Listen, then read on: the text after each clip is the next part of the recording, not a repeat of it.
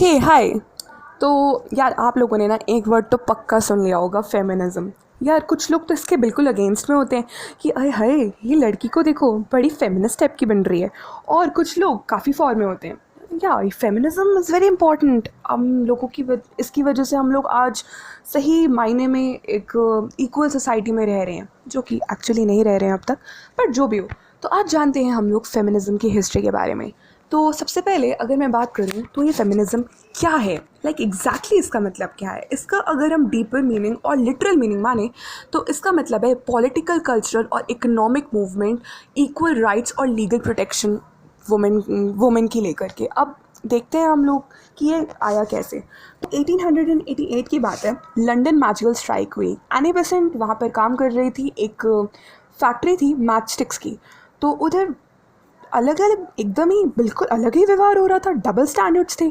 तो लड़कियों ने कर दी रिवोल्ट। फिर उसकी वजह से हो गया वहाँ पे एक बहुत ही बड़ा स्ट्राइक, और ये स्ट्राइक बहुत ही फ्यूमरिंग था। इसके बाद इसका इफ़ेक्ट इतना डीप था कि अब लोगों को डर लगने लगा कि हाय उनकी लड़की बिगड़ ना जाए।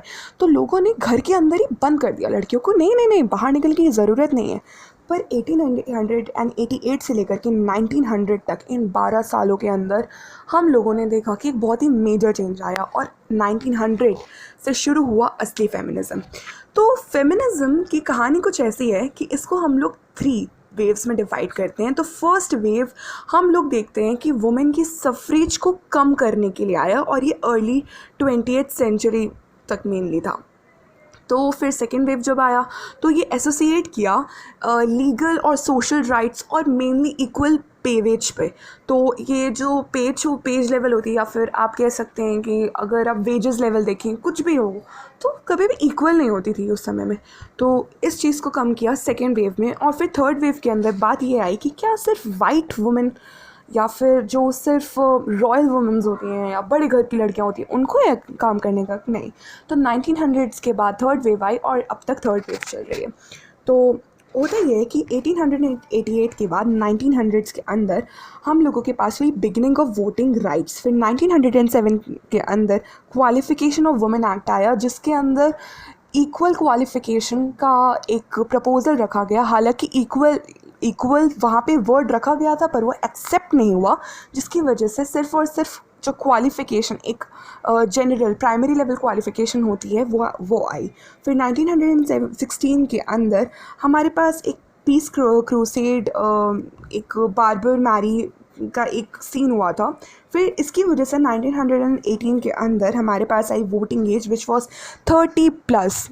आई मीन कितना बड़ा फ़र्क था नहीं, लड़के और लड़कियों के बीच के वोटिंग एज के डिफरेंस में। फिर 1928 के अंदर आया वोटिंग एज लोअर्ड, यानी कि ठीक 10 साल बाद हम लोगों ने वोटिंग एज को 21 पे लाया। फिर 1929 के अंदर पहले जनरल इलेक्शन हुए। फिर 1929 के बाद डायरेक्ट 1970 में, जबकि सेकेंड वेव आ चुकी थी, तब इक्वल पे एक्ट आया।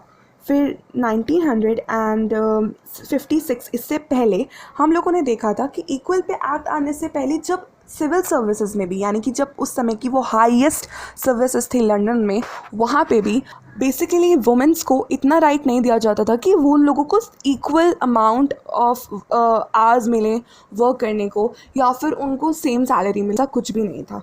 तो 1970 बहुत ही बेंचमार्क था। फिर उसके बाद 1974 में हम लोग एक नेशनल वुमेन एड फेडरेशन लाए, जिसके अंदर डोमेस्टिक वायलेंस को कम करने की बात रखी गई। फिर 1975 में सेक्स डिस्क्रिमिनेशन हटाया गया। फिर 1975 के अंदर पहला वुमेन राइट यूरोपियन पेटिशन रखा गया। तो इतने सालों के अंदर, मतलब 1888 से लेकर के आज 2021 तक के अंदर एक बहुत ही लंबी जर्नी लड़ के आए हैं हम लोग। तो ये था बेसिकली हमारा हिस्ट्री, जो कि ट्रेस करता है कि कैसे हम लोगों ने रूट लेवल से ट्राई किया इस चीज़ों को हटाने का। पर अब तक की सच्चाई हम सब अच्छे से जानते हैं कि पेट्रियार्की तो बिल्कुल ही रूट लेवल में हमारे, और आज इंडिया में, अभी ये यूरोप की बात थी। अच्छा, मैंने यूरोप की बात सिर्फ क्यों की, क्योंकि हमारे यूरोप था उसने सबको कॉलोनी बना लिया था, सो इसकी वजह से सब जगह इफ़ेक्ट पड़ा। तो हम मेन स्टडी हमेशा यूरोप की करते हैं। तो बेसिकली अब इतनी जब बात हो गई, तो अब क्वेश्चन ये है कि क्या सिर्फ लड़कियां फेमिनिस्ट हो सकती हैं? No, wrong. सिर्फ लड़कियां नहीं, एक लड़के भी फेमिनिस्ट हो सकते, क्योंकि एक आइडिया है, ये एक मूवमेंट था। सो आई होप आपको ये वीडियो अच्छी लगी हो। अगर आपको और जानना है तो let's subscribe and see you again on zero. Bye.